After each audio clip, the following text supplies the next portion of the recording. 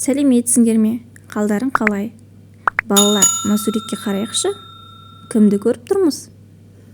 Я, бұл жерде бір қыз тұр. Ол қызға ат қояйық. Мысалы, Әсем.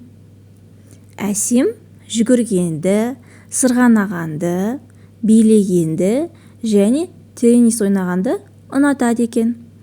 Балалар, бұл қимылдың бәрі заттың қимылын білдіретін сөздер екен.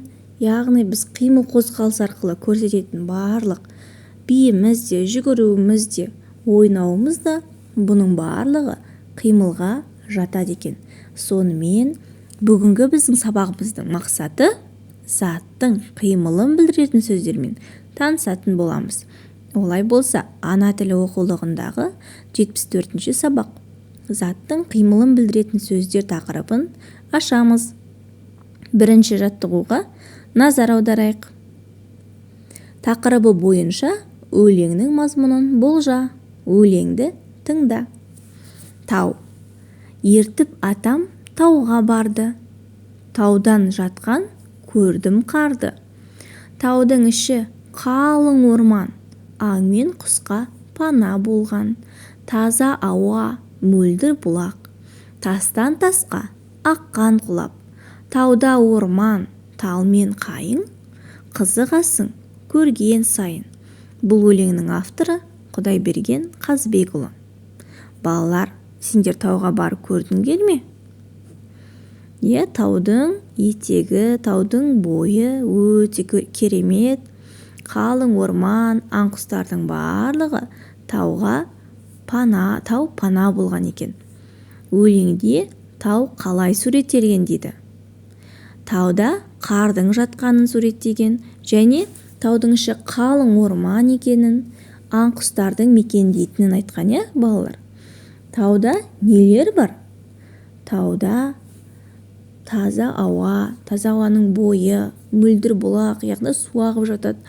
Тастан тасқа аққан құлап, яғни судың өзі тастан тасқа бұлақ болып секіріп ағып жатыр екен.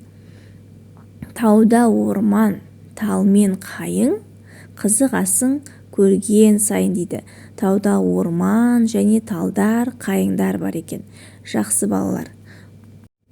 Балалар, осы өлеңнің ішінде қимыл қозғалысты, яғни қимылын білдіретін сөздер бар ма екен? Тауға барды. Қайда барды? Тауға барды.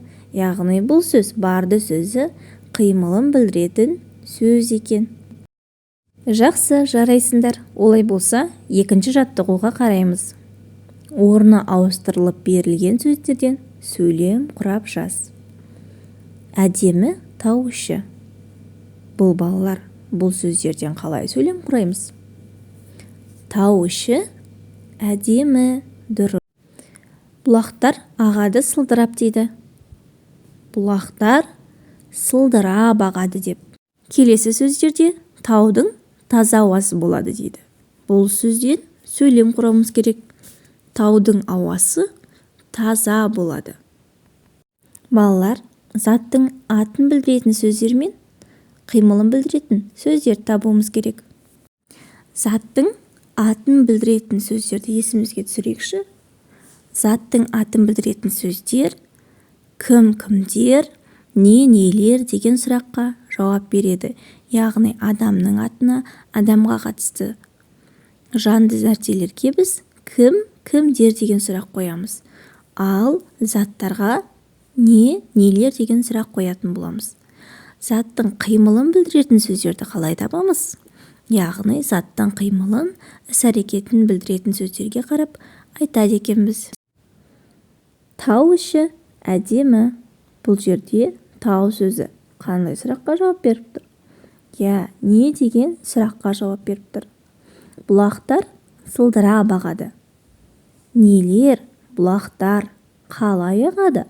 Сылдырап, яғни бұл қимылын білдіріп тұр. Қалай ағатынын, сылдырап ағатынын айтып тұр. Таудың ауасы таза болады. Ненің? Таудың ауасы қандай болады? Таза болады. Бұл да затты қимылын білдіріп тұр. Таудың ауасының қандай болатынын айтып тұр екен. Жақсы балалар. Олай болса, үшінші жаттығуға назар аударайық. Суреттер мен сөздерді сәйкестендіріп айт. Бұлбұл сайрайды, арыстан ақырады, қасқыр ұлиды, бүркіт шаңқылдайды. Мұнда жазылған сөздер, яғни бұлбұлдың сайрайтынын, не істейтінін біліп тұрмыз, я? Бұлбұлдың сайрайтынын, арыстанның ақырады, не істейді? Ақырады. Қасқыр не істейді? Ұлиды. Бұл жердегі сөздер заттың қимылын білдіретін сөздер болып саналады. Өйткені не істеді, не қылды, қайтты деген сұрақтарға жауап беріп тұр. Балалар, бүгінгі сабағымыз осымен аяқталды. Келесі сабақта кездескенше сау болыңыздар. Менің каналыма тіркеліп, комментарий қалдыруды ұмытпаңыздар.